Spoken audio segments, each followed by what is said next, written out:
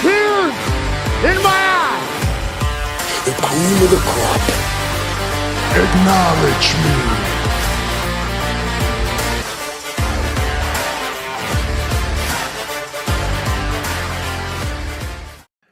Episode 364 of Top Rope Nation. Ryan Drosty, Justin Joint, Jesse Velasquez, here to riff on everything going on in the world of pro wrestling. This is going to be a very free-flowing show, we think, tonight. Guys, if you're live in the chat room, let us know.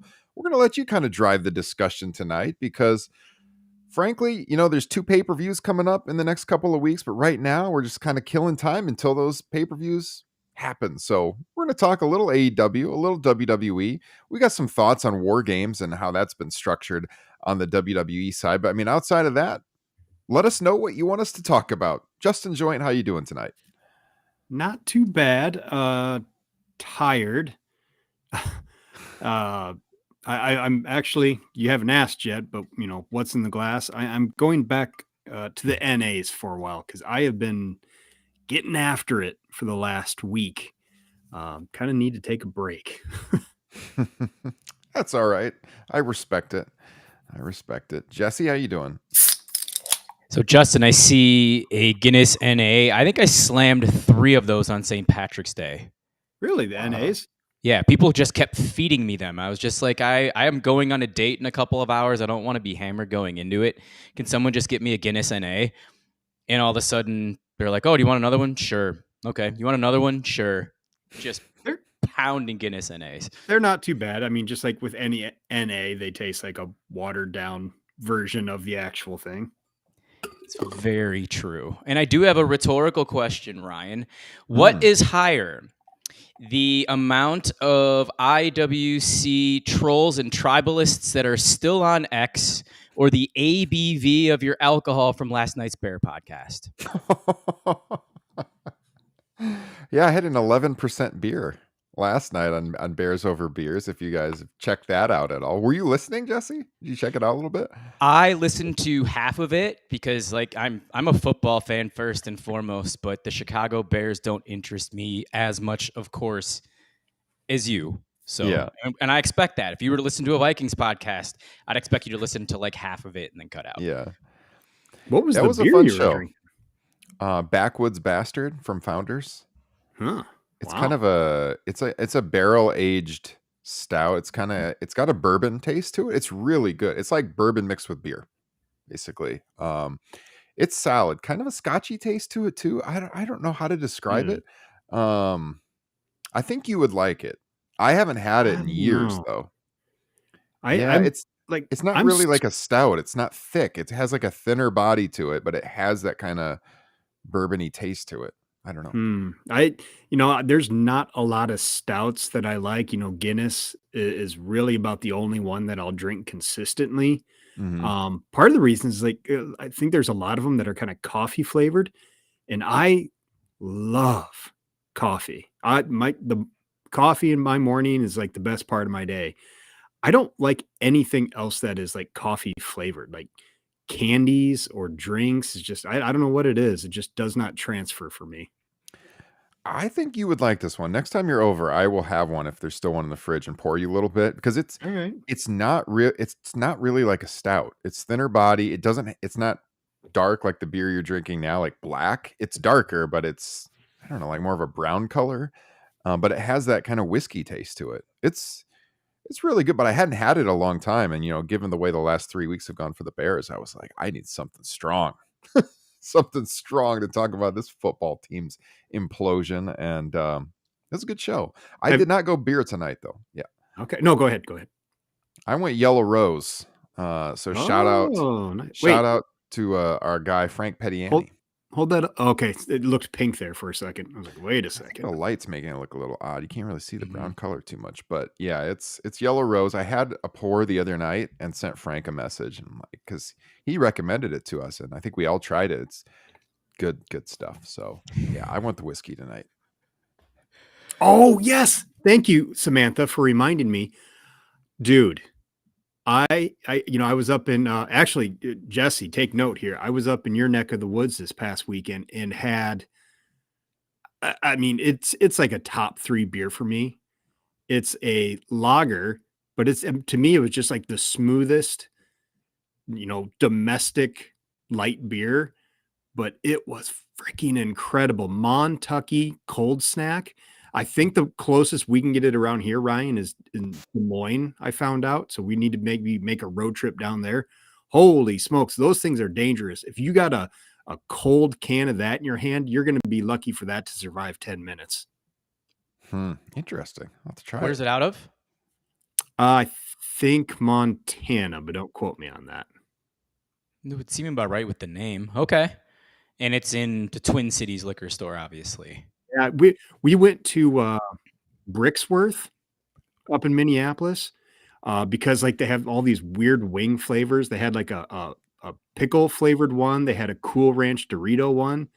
Both of those ended up being okay. The wings were good, but the flavors were lackluster. But the table next to us just had it looked like 3 dozen empty cans of this cold snack. And so we're like, well, frick, we got to try this, see what's going on with it. And whoo, boy, they went down quick. So we ended up going to Total Wine and picking up a 12-pack that lasted, I don't know, maybe an hour between 3 of us. Interesting. Good to know. Okay. I'll give that a whirl. I have 2 recommendations for you coffee-wise that are beers. There's a coffee lager from Modest. I've always recommended Modest. It's light. It's fantastic. And then Bent Paddle's Black Cold Press Ale, which is probably my favorite coffee drink, beer-wise. I have had that one. That's solid. That is really good. Do you drink normal coffee, Jesse? Yes. Okay. Nice. They have that hint. It's very good. It splices in nicely with a beer. Okay. Montana beer. I'm going to have to look for that one. Jesse, did you have anything in the glass, by the way? No, just agua. And then it's in my sports theme. It's from US Bank Stadium. Okay. Nice. Well, if you can get tickets to that Bears-Vikings game up there, I will still go, even though it's probably not going to be as interesting as I thought it would be this year. We'll see how the home stretch goes. But if you can get tickets, I will come up for that Monday night game. You're not ready to give up on Caleb yet, are you? Oh, no way. Okay. No, all right. Definitely not. Definitely not. Whoever is, they're insane. I'm ready to give up on the coaching staff. I was glad that they got rid of the offensive coach, but I think the head guy needs to go. I mean, that's the root of all the problems. So we'll see how this Packers game goes. If they lose by 40 points, maybe Matt Eberflus will be fired the next day. We'll see. Not expecting a great performance, but let's keep it pro wrestling, you guys. Yeah. You guys Bye, just Samantha. Yeah, I know. I was just gonna say. You guys just saw the names going across the bottom of our wonderful patrons, guys. Lots of great content has dropped there recently. We just had TRN Classics go up, reviewing the 31st Saturday night's main event from November of 1992, and we've got another TRN Classics on the horizon. There's a poll up right now, patrons. So if you haven't voted in it, make sure you vote. Last I saw, though, Survivor Series 92 was running away with it. And I can't make any official announcements, but I will just say that I am in negotiations for a guest on that show who I think longtime listeners of this pod would enjoy hearing on the pod. So we'll see. We'll see who we get for a guest on that one. But yeah, that would be a lot of fun. I believe that show was near Cleveland, Ohio. Was it not? Interesting. Yeah. Yes, it was. We'll see what we can get going for TRN Classics here in a couple of weeks, but it should be a good one. If you want access, of course, link in the broadcast description. $5 a month gets you access to the entire archive of over 160 bonus shows. We've got merch giveaways, the Patreon Facebook group, all kinds of stuff. Check it out. Number one way to support the pod. Guys, let's start with WWE. All right, because I think anyone who's clicking on this thumbnail on YouTube, if they get through our 10 minutes of talking sports and booze, they'll be waiting for this right now. And it's Survivor Series 2024, Vancouver, coming at you in a couple of weeks. And of course, because now, they've gotten in the routine of doing the War Games matches at Survivor Series, we're set for the War Games match. And Jesse, we have some criticisms of how this has been built up. Would you like to have the floor on this one? For this year's iteration of I'm going to steal this from Justin, don't sue me, your 2-ring steel cage match at Survivor Series, instead of a 4-on-4 with the bloodlines, which is I'm perfectly okay with it. I think that's the way they should roll.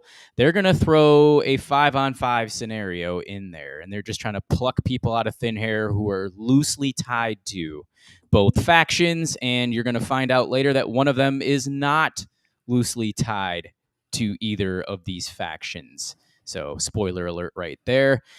I got criticisms on that. And then the end of Raw is painting a picture that we're going to see a women's 2-ring steel cage match this year when there hasn't been anything that has warranted a blood feud between 4 women, or 5 for that matter, a 5-on-5. You're just throwing together 5 women just for the heck of it in the namesake because it's Survivor Series War Games instead of it being properly built over the last 4 to 6 months. And it's just a really ugly look right now, Ryan and Justin. It's horrible. Not good? Is that what you're saying? Not good? Not effing good? Not effing good, Ryan and Justin. Not effing good, Tamatanga. Look, Tamatonga's in our chat room. My God. Who knew?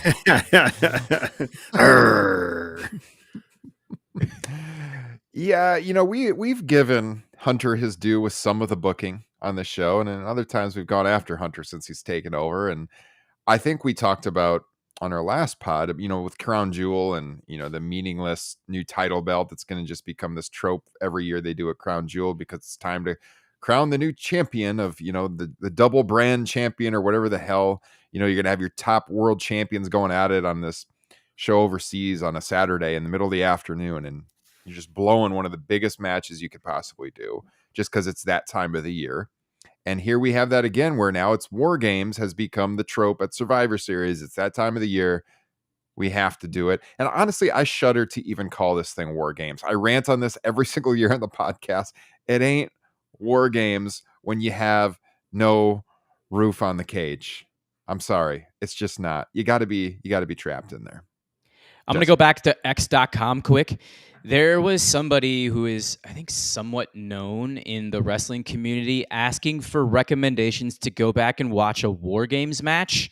And he referred to something from in between 2018 and 2022. Oh, no.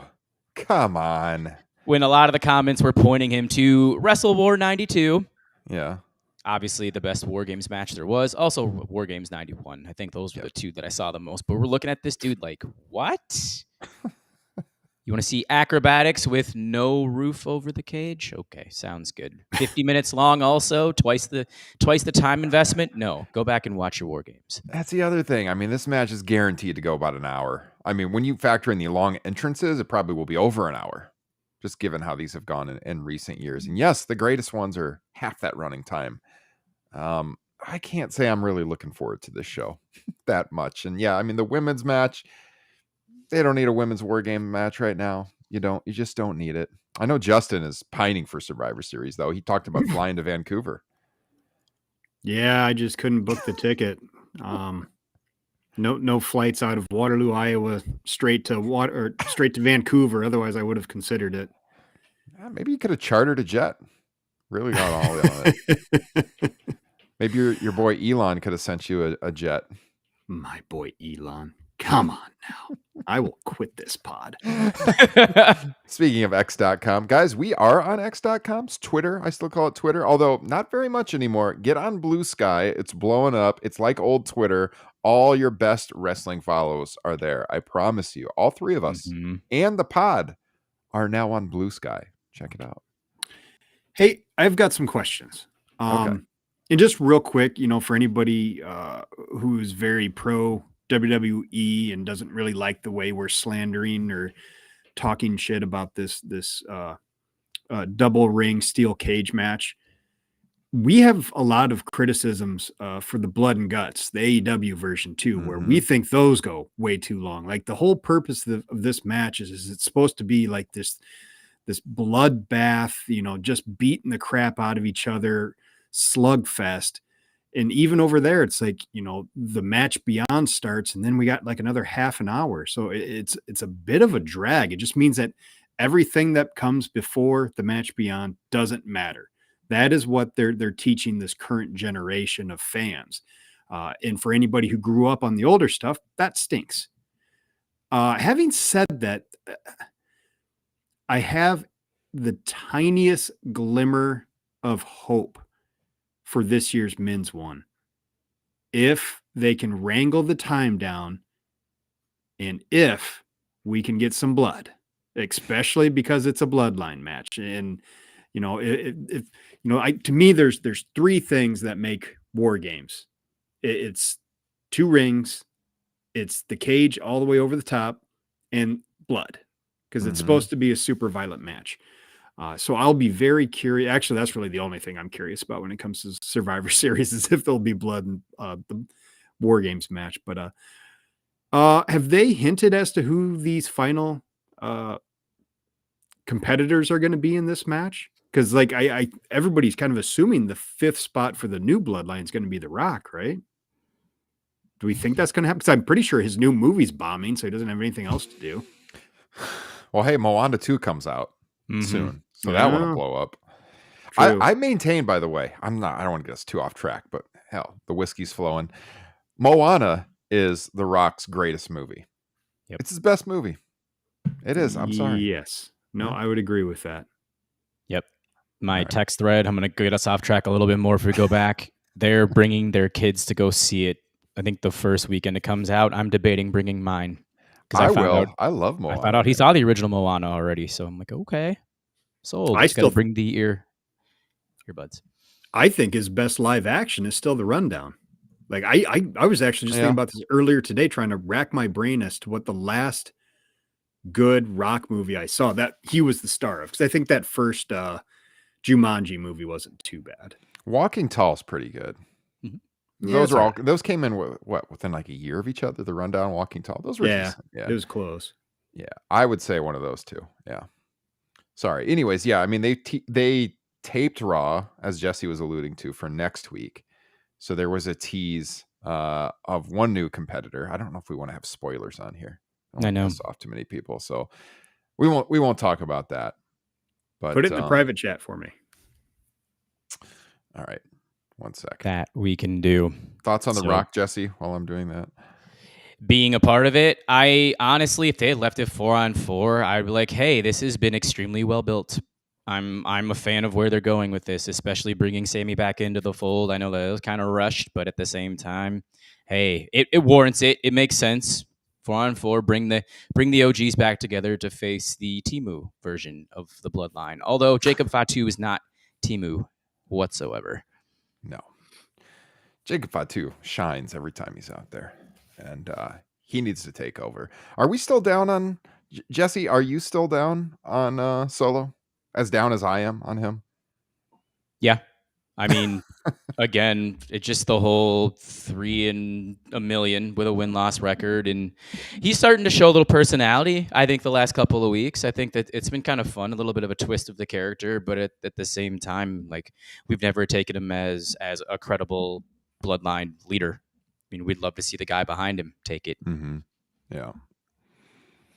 Yeah, so I mean, War Games, we will be covering out on the pod, after the show in Vancouver, of course. The only other match officially announced for that show is Gunther defending against Damian Priest, which I am looking forward to that match. That'll be a good match. I like both guys a lot. So, all right. AEW? Unless the chat has anything WWE they want us to talk about. I see the chat's now blowing up talking about Dwayne Johnson's IMDb page. Tooth Fairy, Doom, The Game Plan. Jesus. God, Doom was an all-time bad one. Game Plan. I feel like I've seen that. It's been a while. Didn't he do Rampage, San Andreas? Yep. Yeah. Black Adam. Bad. Oh my God. I was working at Best Buy when all of his early movies started coming out on DVD back then. And I was buying all of them. I have a lot. I even have Doom, but I got it for like $5. It was on sale, I think Black Friday. But I was like, all right, I'm a wrestling fan. I'm going to buy every single one of The Rock's movies. That ended very quickly. I would say by about 2005, I was out. Maybe earlier than that. Central Intelligence was okay. Never saw. I actually saw that in the theaters, and it was okay. Is that the Kevin Hart one? Yes. Okay. Might be one of the first ones he did with Kevin Hart. I don't know how many he's done since. Yeah. I'm guessing probably about 300 with the way Kevin Hart puts out movies. Yeah. Straight to streaming. He's done good stuff. It's just that, it seemed like he was taking every single script. I mean, look, dude was getting paid. I guess I can't hate too much, but I did really like Ballers. I've said that on the pod before on HBO. That was a good show. Ballers was really good. But as far as full-length movies go, they have been few and far between. It felt like he was trying, at least at the beginning, taking some interesting parts. Southland Tales was a movie that I actually kind of dug a little bit, even though I also am not 100% sure it was good. But, he had a bit part in that he was pretty good at. And there was another one that I can't think of off the top of my head. But then he just stopped trying, just decided he wants to be an action hero. Yeah. It was just when he was doing a lot of the kids' movies, things got pretty derailed for a while, I would say. And then he got back on the gas and came back to WWE and blew up again. Love to see he was pretty thin. He was pretty thin there for a while. Man, I never thought this podcast would become a Dwayne Johnson rundown, pun intended, of his movie career, but here we are. Oh, can you name the movie that he was going to film when he got injured at WrestleMania 29? Was that the Baywatch one? No. Nope. So this was bad. It wasn't Pain and Gain, was it? Nope. Okay. That was right before, I think. Maybe. That's what he got huge for. Yeah. Tell me. I can't remember. It was that stupid Hercules movie where he had the awful wig. Oh man, that was shit. Yeah, that's right. All right, let's go AEW. I see a lot of these people in the chat probably want to hear us talk AEW. So let's get to AEW. Sorry, that's all we got WWE this week. More next time. Classic WWE over on TRN Classics. That's where you can find the WWE. And an Al Bundy intro. Yeah, the Al Bundy intro. That is right. Nice job on that. I did find it for that TRN Classics. And I posted it as a short on our YouTube channel, too. So if you're watching on YouTube right now, check out the YouTube short of Al Bundy introducing Saturday night's main event. Worth your watch. That's here on the channel. All right. So Dynamite last night was interesting in that I heard a lot of people very positive on the show. I watched it. I really enjoyed it, too. Justin, you were pretty vocal in our Facebook group ahead of time about, being pretty excited for the card. Mm-hmm. But I feel like the show had two different ways of looking at it. You look at what was presented on the screen, the booking for Full Gear, the match quality, but then there's the ongoing issues with the crowds. Yeah. Or in this show in particular, crowd participation. The crowd was terrible last night, Justin. It's so weird. It's like it used to be the reliable things were, and one of them is still true, is that AEW will deliver on their pay-per-views. The pay-per-view shows will be good, irregardless of how bad or non-existent the builds are.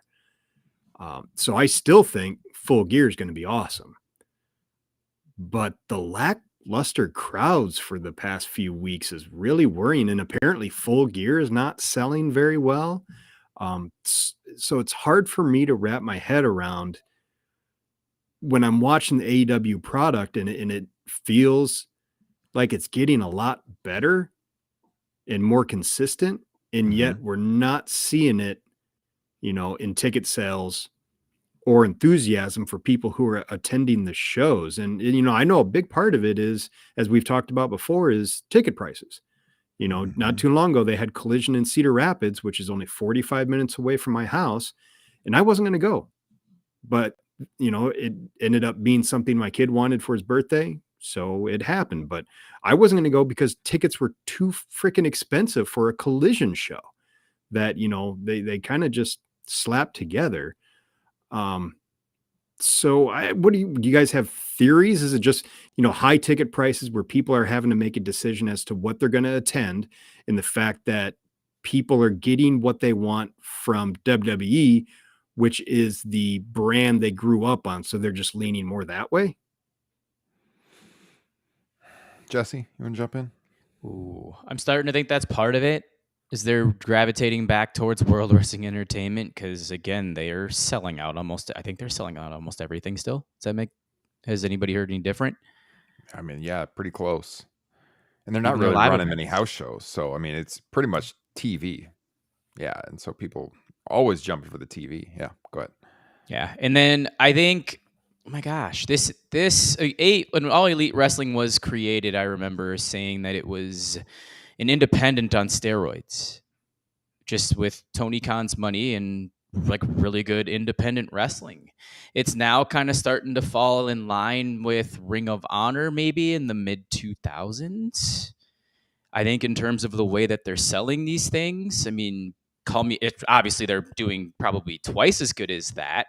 Yeah. But I mean, you're only getting 500 to 1,000 people back then.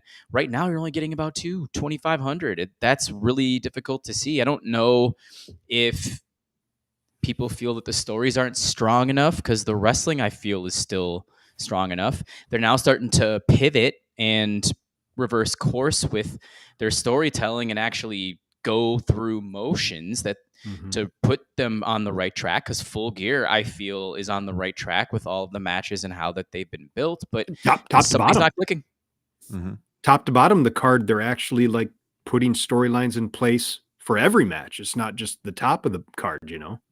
Yeah. You can also see a clear destination, I think, for World's End, as well as leading into next year where they're going to, I feel, especially at the top with the world title picture. Yeah. I think there's a lot of things at play. I mean, when Dynamite first started, it was the hot new thing. Everyone in the wrestling world was talking about it. There hadn't been a real competitor to WWE since WCW. They had these names that were hot on the independent scene, but also, they had some bigger names like Cody, then Punk when he finally came over, or when he finally came back, that the general public knew. Honestly, the ticket prices weren't that bad either. I mean, I'm looking at those Collision ticket prices like Justin's talking about, and at least when they first went on sale, I mean, to get a really good close seat for Collision, I mean, that was close to what I paid for a ticket, I think, for All Out 2021. I mean, and I'm Really? talking lower level seats. Like those ticket prices for a random Saturday night TV were just too high. And they did come down as the show got closer. But I think what they came down to, and then they started to fill up, what they had set up the venue for, that's where they should have started out. I think it's better to just move the tickets and maybe hook some new fans, because it's, we've talked about this ad nauseum on the show, but it's, if you have people curious, they want to take their kids, you're buying 4 tickets, you're spending $300 to go to these shows. People aren't going to drop that kind of money on a brand that they're only loosely familiar with.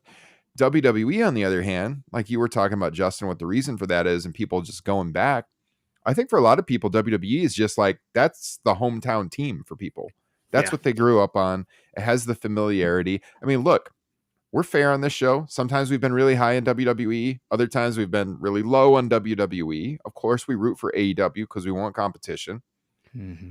But look around me on this set behind me. I got the classic WWF logo hat here. I got that old Hasbro's. For everyone our age, that's what they grew up on. And that's the hometown team. They want to see WWE strong too, because it's like, that's the comfort food that you're used to. And people have a hard time totally tuning out from it. And WWE's put on a good product. Jesse and I, we've talked about it, a lot about it. Justin's a little resistant to watch it still, other than when I make him for the pod. But they're putting on good shows. I mean, they're entertaining shows. They have good characters. The production is so much better since Kevin Dunn got out of there. That, I mean, when I watch it, I understand why it's hot. And, I've been to a few shows in recent years. I've been to a SmackDown not too long ago. And it is like, there's just that energy in the building. I mean, the set looks great. It's super major league. Everything. It's well run. It should be. It's been a national touring brand for, 40 years. But I think it's hard to have two hot companies. There's very few times in history where we've had it. 98. Maybe if you go back to the 80s and you talk about Crockett, a little bit different dynamic then, but they were still selling a lot of tickets at the same time WWF was. Go ahead, Justin. I was just going to say, like, part of me is hesitant to even bring it up because it could just be the bubble we live in where, we're really looking at social media, trying to figure out, what fans are saying, how they're feeling. But part of me can't help but think that this tribalism that has really seemed to grow and increase between AEW fans versus WWE fans. And I mean, it's gotten really bad in the past couple of years, and it just seems to keep getting worse. I'm just wondering if people are trying to attach themselves to who they perceive to be the winners. And in this case, that's WWE, and in a lot of cases, perception can be reality. If it makes, and it's small stuff. It's going back to like ticket sales and attendance. It sucks that AEW can't, circle the camera around the entire arena, because we know almost one entire side of it is empty. That was so cool, at Grand Slam when they could actually do that, because it just brings a total different energy to the show when the ring is surrounded by fans. And, that could lead us into maybe our next discussion as we've talked about many times before, is what AEW can do. But do you think any of that could be the case, is that there is a little bit of tribalism and people wanting to attach themselves to who they think is just winning? What do you think, Jesse? That's a possibility. I think I'll use myself as an example. Back in 1997, in 1998, when I felt like I was watching WCW. I was barely watching WWF, and it wasn't because I didn't like the WWF. I just really enjoyed at that time what I felt actually was the coolest. I thought that like WCW, when they rolled out the NWO, I thought it was great, and I didn't I didn't catch on to the cutting edge stuff that was happening in the WWF from WrestleMania 13 until Survivor Series. So I think when we've been going back and doing these classic shows, I'm like, whoa, I shouldn't have been sucked into the tribalism, and I should have just been flipping back and forth like everybody else because I enjoyed pro wrestling. Because So, I mean, to your point, it was cool to be a WCW fan, when the NWO was really hot. And it took quite a while for WWE to catch up with that until they created their own hot products like Austin and DX. Well, the other thing too is, like, say you're a dad, like we all are, and you think back to like the nostalgia of watching wrestling as a kid. If you're watching TV with your kids and you're like, hey, you guys want to check out wrestling? Have you ever seen wrestling? 90% of people are going to turn on WWE. That's what they know. There's just the familiarity factor. You would have to be kind of a wrestling nerd like we are, again, to be like, hey, let's check out AEW. Like, for most people, if you just think of wrestling, it's WWE. Again, hometown team kind of feel with it. So I think all of that plays a factor in this. Our friend Jay here in the chat mentioning the Twitter bots trashing the product, make it hard to be an online fan. Again, selling point of Blue Sky, because you don't get that over there. Honestly, people like shut you down if you get too critical. It's like, it's a very positive environment I've seen in social media. And if you're one of these people that goes on there and just complains about wrestling, like, everyone's going to mute you. It's just a totally different vibe. But yeah, I mean, I think that's a good point. Daniel in the chat said kids go free. I wouldn't be a bad idea for AEW, honestly, or more ticket specials, that kind of thing, to get people in the building and start building up those fans. So as we mentioned a million times before, they got to start AEW, that is, they got to start running smaller venues, because I will sacrifice big arenas, like I said, just for them to be able to circle the entire crowd to get that full energy. And, to the point of how bad their ticket sales are. I heard they canceled a Collision show in Columbus. Yeah. Because it wasn't selling. I think they switched venues. Is that right? Yes, they moved it to a Comic-Con venue. I believe it's like not far down from the Nationwide Arena, I think, where the Blue Jackets play in Columbus. Mm-hmm. Yeah. Yeah. Yeah, I mean, we've talked about this a lot on the show about how they should, run more unique venues, smaller venues, and they're running Hammerstein in December, which good move. I think Great that's one. move. I think we've called out that venue in particular, Yeah, on the pod as one that they should run.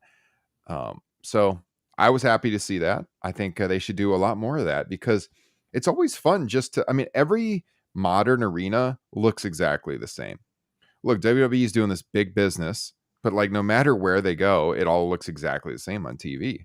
But if you run places like Hammerstein, or you run like the Fox Theater or something in Michigan, like that's going to look unique as hell on TV, and that's going to be super cool. So, and it's less tickets to sell too. So I think more of that is a good idea for them. Well, that's, for those few weeks that they were running the Collision Arlington shows, those felt unique. I mean, granted, it got repetitive, but yeah, give me small and unique over big and empty. Yeah. That's why I'm pumped for, like I said, I'm looking into it still, that NXT Deadline show at the Armory. Tickets are a little bit higher than I want them to be, so I'm going to wait for them to come down and see if I'm going to go. But yeah, I mean, that's like a 3,000 seat venue that I think would do a wonderful job with how it looks, and especially the sound. The surround sound's going to be awesome there. Yeah, absolutely. Yeah, as far as I think the ticket sales are going for Full Gear, and Andrew talked about this in our chat too. I pulled up WrestleTix. They had an update on it yesterday. So Prudential Center in Newark, they've got it set up for about 6,800 people, and they've sold 6,100 tickets. So as of yesterday, there's 759 tickets available. So it will sell out by the time they get there. They'll fill that up. 700 tickets is not much in the last couple of weeks before the show. But yeah, I think for the week to week, again, looking at different venues, I think they're making the right move there. Absolutely. I think ticket prices, talked about a lot on the show, but that's definitely something to look at. Yeah. And there's not that one red hot act right now either that's driving ticket sales up. Even though we keep mentioning handful of people we would love to see be that red hot act, they just haven't caught enough fire right now. Yeah, I mean, Will Ospreay feels like he's cooled down quite a bit. Swerve has cooled off quite a bit. They lost Danielson, they lost Sting. Not that he was ever like the driving force for anything, but yeah, they got some work to do. And and even though I've wasn't really feeling this Mox Death Riders, versus the mid card baby faces, it is starting to grow on me a little bit. I think they're doing a good job making me a bit more curious about what's going on there, giving me the feelings a little bit. A lot of that is Orange Cassidy is just really good at his job. Darby is incredible. He was just amazing on this most recent Dynamite. I was giggling like a little schoolgirl when he hopped into the back of that truck while it was starting to drive off. That was just incredible stuff. But they have pieces. It's just they gotta keep staying consistent with it, because it's something we've talked about a lot in the past. I'm sorry I keep kind of regurgitating that saying over and over again on this show, but predictability is not always a bad thing in professional wrestling. It's nice, neat, clean storylines that we can kind of see where it's going, and maybe you sprinkle in a surprise here and there. That's what we're looking for. In AEW, for a large part of the year, was really inconsistent. Storylines would start and then just be dropped out of nowhere.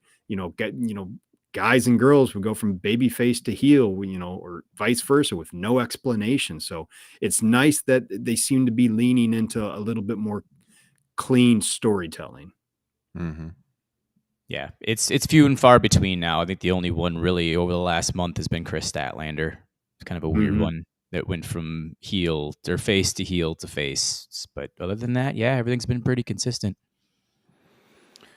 Yeah, I know. It takes time. You can't turn the product around overnight. You just got to stay the course. And I think the last several months, honestly, like their last couple of pay-per-views have all been built up pretty darn well. And like this is a promotion that is still just stocked full of talent.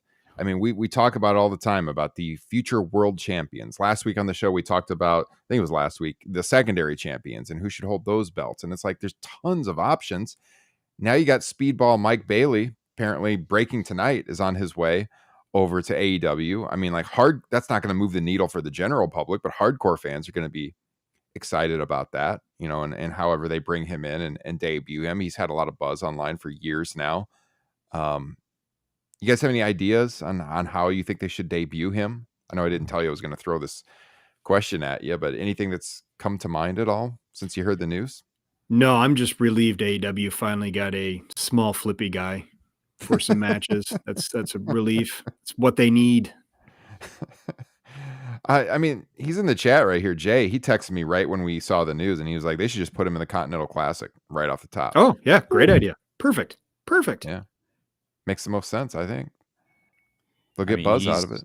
Yeah, he's been breaking Meltzer's star ratings in PWG and in TNA and in Maple Leaf Pro Wrestling. Go figure. So I mean, the guy has a lot of skill. I've watched a handful of his matches. I'm looking forward to seeing him on this large stage. Now it's just a matter of, can you do something with him storyline wise instead of just having 20-minute humpers Yeah. on television every week and then an unbelievable pay-per-view match. That's kind of the thing is like AEW isn't lacking in guys that can go out there and have a great match. Is we're kind of in desperate need of some great characters.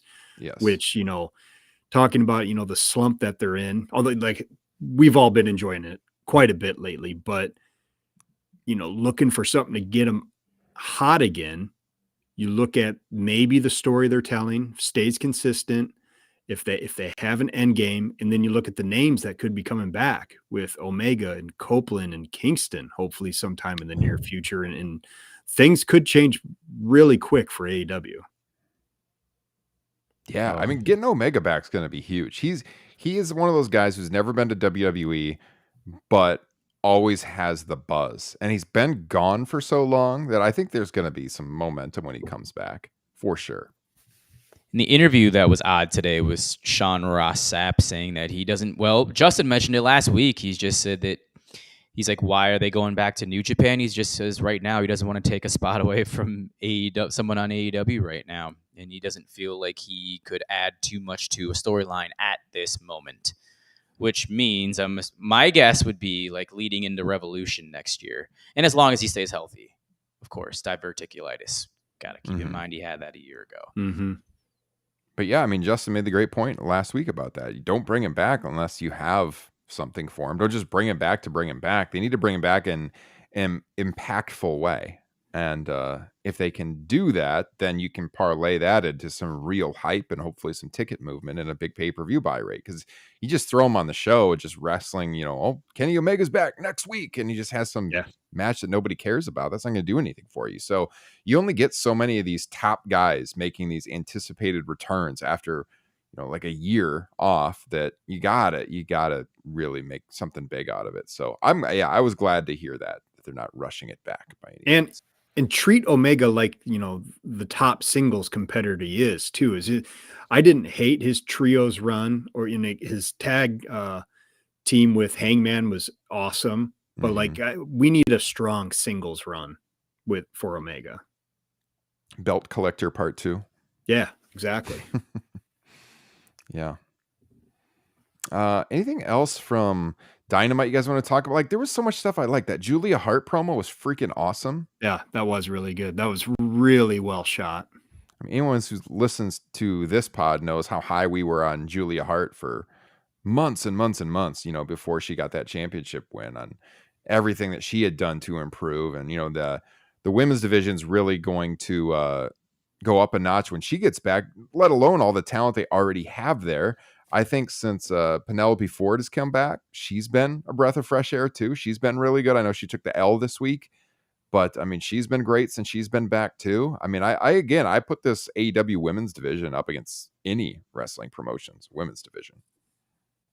Yeah, for sure. I just lost my point here. It was Julia Hart's promo from Collision, or the original from over on Saturday. I mean, that was the lead into the one on Dynamite this week. Yeah, she got shot with the arrow. Yeah. And I hope they don't go too spooky with her. Spooky magic. I have little concerns with that watching the promo, but the promo was so good that I'm going to give them the benefit of the doubt. That's always the thing with her, though. I remember saying on the pod when she started doing this gimmick that she was what WWE wanted the spooky Alexa Bliss to be. But the Alexa Bliss spooky stuff was just hokey as hell with her magic. And, it didn't work. Mm-hmm. I think you got to walk a fine line with this kind of a storyline, but like Julia does it very well. It's not Now, of course, yeah, they got into the supernatural with the promo video, but like when she's out there in front of the crowd, it's not above believability. Like she's not throwing lightning bolts at people, you know. So it works. There's a lot of moving parts right now. Like Jamie Hayter's promo got cut off because she was about to say who she was going to lead into, and then that's when Julia's promo cut in. Mm-hmm. You have that. I just see Anna Jay's name in the chat as she's got another rematch coming up here, a third installment with Mariah May. I'm assuming that Mina's going to be the one that's going to interfere on Mariah's behalf, perhaps, or maybe they're leading towards Mariah and Mina, I think, soon. One or the other. Tony Storm has obviously taken a backseat, which I think is okay right now. Britt Baker's kind of in no man's or no woman's land. It's really weird. Mm-hmm. I mean, she hasn't looked the best, but I mean, her presence there should make a difference.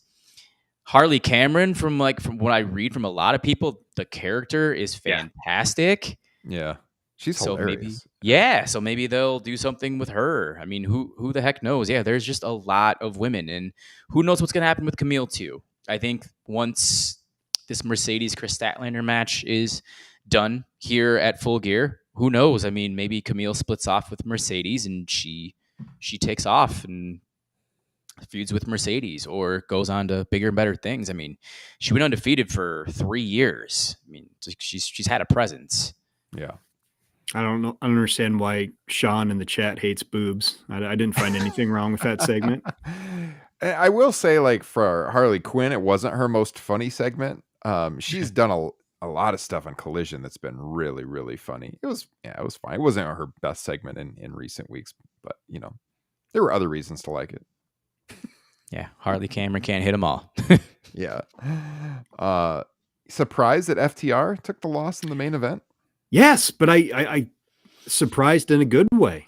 Mm-hmm. I was just watching that match, enjoying it. I thought it was a solid match, but pretty stunned that God, I was going to call them House of Black, but they're the Kings of the Black Throne or whatever. Yeah.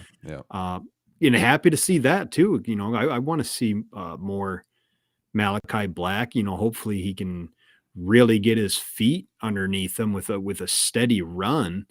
So I had no problems with that, especially the way it finished. Mm-hmm. I love when Brody King finishes guys with that sleeper hold. I think it's fantastic. Do you guys like it? Malachi looked motivated.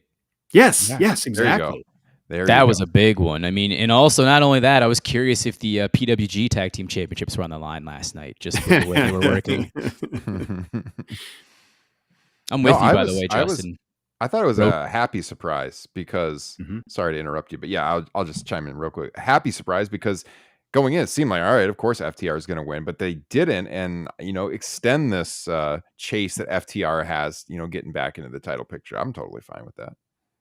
You know, my first thought was this could be an interesting curveball for the continued relationship between FTR and the Outrunners. You know, it could end up being the heel turn and maybe the Outrunners' first feud as tag champs, or maybe FTR just costs them the title at Full Gear. They can have a feud with FTR to further build them up, and then, you know, maybe gear Outrunners up for the tag team championships. God, I wouldn't wait too long. Maybe early 25, but you don't want to lose the momentum you have there. Yeah, two more things. I was going to say Brody King in a singles run, yes, because you mentioned it last week. Justin signed me up for that. He was in the Continental Classic last year, which I'm pumped for that season starting in 2 weeks. Oh, that was a breath of fresh air I felt last winter or late last fall. That's number one. And we haven't talked about this. Private Party winning the tag team championships, and I was not happy with that at all. I know a lot of people were, but again, I mean, I feel they're an underdog story. Number one, they were getting treated like little stepbrothers by Blackpool Combat Club. They look completely inferior for months, and they did not get the correct build. I think the correct build would have been to have them go through this gauntlet right now, go beat an FTR, go beat House of Black, go beat somebody else, then go back to the Young Bucks, then win the tag team championships instead of the way you just shoehorned it. So not thrilled with the way they've done it. I don't know if they're going to even go with a long run in this, or if like we're already crowning the Outrunners as favorites to emerge as the next tag team champions as well. So, and then you got LFI and the Acclaimed as well on Saturday, which we could be seeing a Max Caster Anthony Bowens split. Send Anthony Bowens on his way to a singles run, please. Agreed.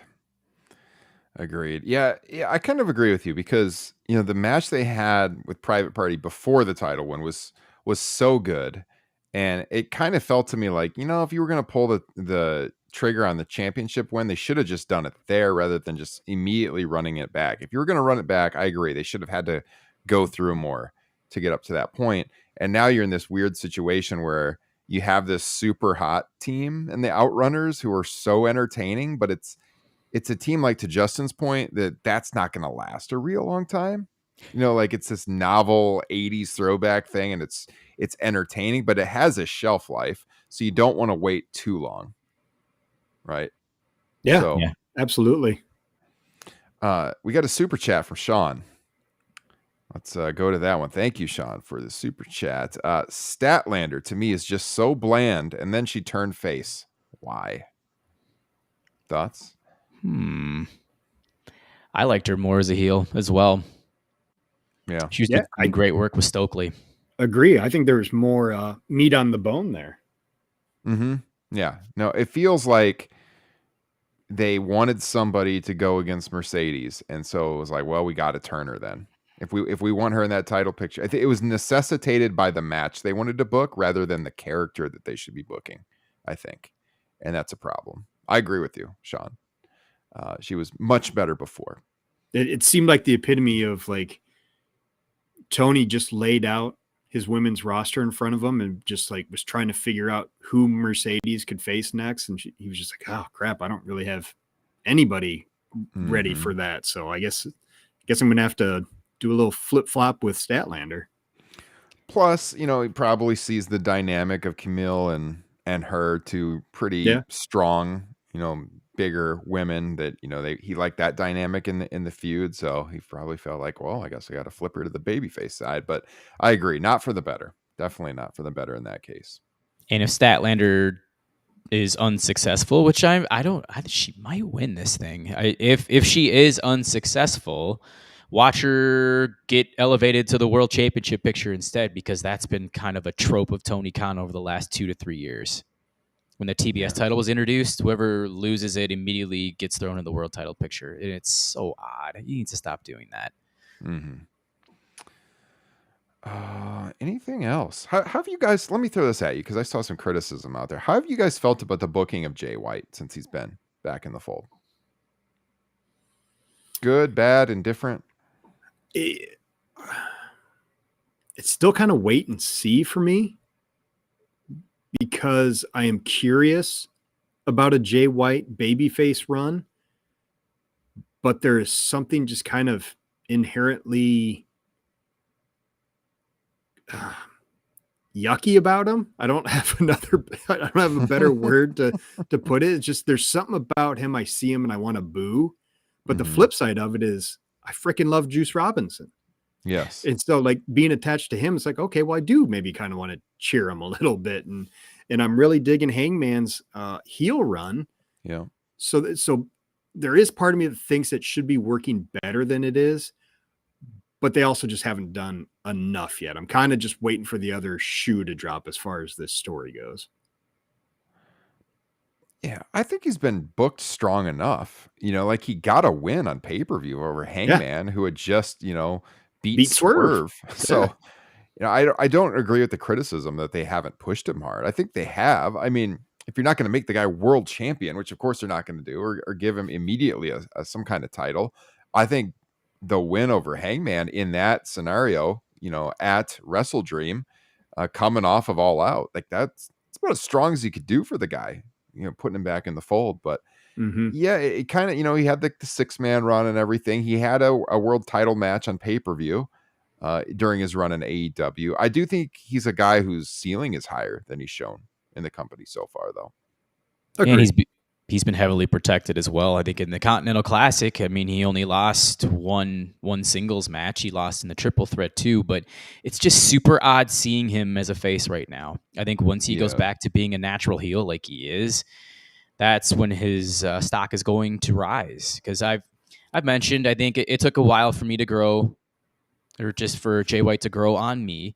As soon as he became the Bullet Club leader and he's able to show more charisma and show that he could be a leader of a heel faction and do damn well at it, I think that's when I just realized, all right, I was completely wrong about this guy. So give him a little bit more time. But I think as soon as you flip it back, I think that's when we're going to start to see some bigger things out of him. And he's going to fit in that upper 8 to 10, I think, guys for over the course of the next couple of years. Mm-hmm. Sean asked in the chat, does Jay beat Hangman again? My gut says no, but it's also one of the things like if there's anybody that could eat 2 pay-per-view losses in a row and not really be hurt from it, it's Hangman. You know, I mean, his story right now really isn't based on wins and losses. It's about him losing his mind. Yeah. So in that regards, it could work, and it would do a whole lot more for Jay than it would hurt Hangman.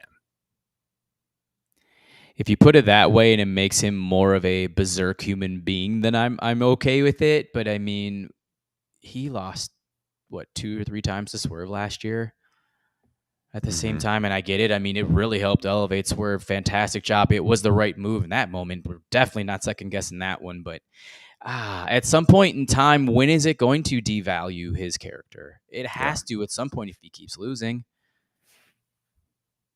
Yeah, it's because I mean, at the same time, if he keeps winning, where do you go with him?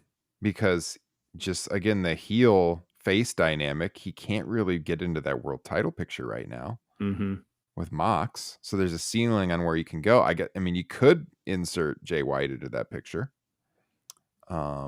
So that would make sense, you know, if he gets another win, that they start moving Jay White that direction. Didn't Jay White beat Mox in the Continental Classic? Yes, he did. Yeah. So that would be a pretty, if White does beat Hangman at Full Gear, I mean, I would not be opposed to a Moxley White, headline match at World's End. Mm-hmm. Yeah, I think you go that way, and then you save Darby for Revolution next year. Yeah, I don't hate it. Yeah. All right. Anything else you guys wanted to hit before we hit the road tonight? Quite thankful that Konosuke Takeshita beat Adam Cole. Yes. Agreed. That was big. Yeah. So, I mean, we're getting MJF Roderick Strong at Full Gear. It's going to lead to MJF and Cole down the road. But again, you can't weaken Takeshita right now either. No. That was predicted on this podcast last week, of course. Made the most sense. I mean, for sure.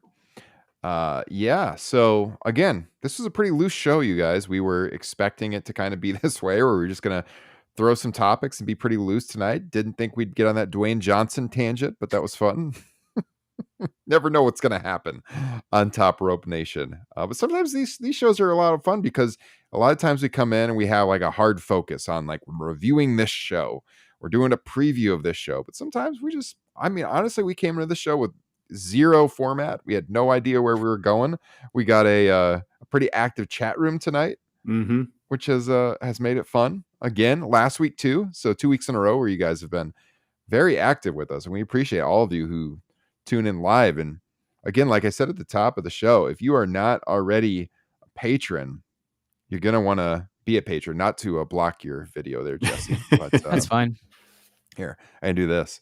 Scan that QR code, check out the Patreon page. Bonus content, including a very much hyped edition of TRN Classics coming here in a couple of weeks. I can guarantee you that you're not going to want to miss it. And just dive into the archives too. I mean, there's people that have been signing up for a Patreon in the last couple of months that, they got so many old podcasts to go back and get to, classic shows that we did years ago that people haven't heard yet. Like you mentioned the old War Games matches earlier. Did we do 91 and 92 on Classics? I feel like I'm pretty sure we did. I'm pretty sure we've done both of them. So dip into the TRN Classics archives. Our most dedicated listeners, this is not me saying it. They all say Classics is the best podcast that we do. And you can only hear that on the Patreon side. We love talking old school pro wrestling. And that's the bonus show over on Patreon. So try for a month, see if you like it. And we would be honored to have your support as we head into 2025 here pretty soon.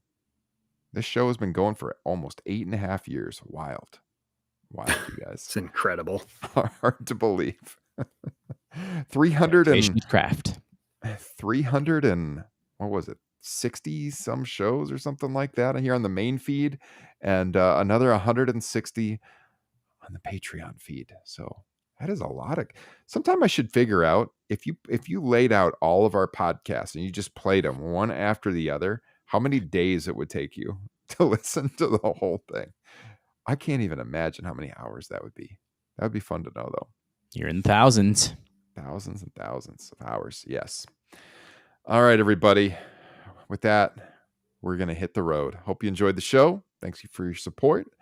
Join the Facebook group. Search Top Rope Nation Pro Wrestling Discussion. You can talk to us every single day over there as well. And we hope you all have a great weekend. Take care. See you all next week. I'll just keep on walking in the cold November rain.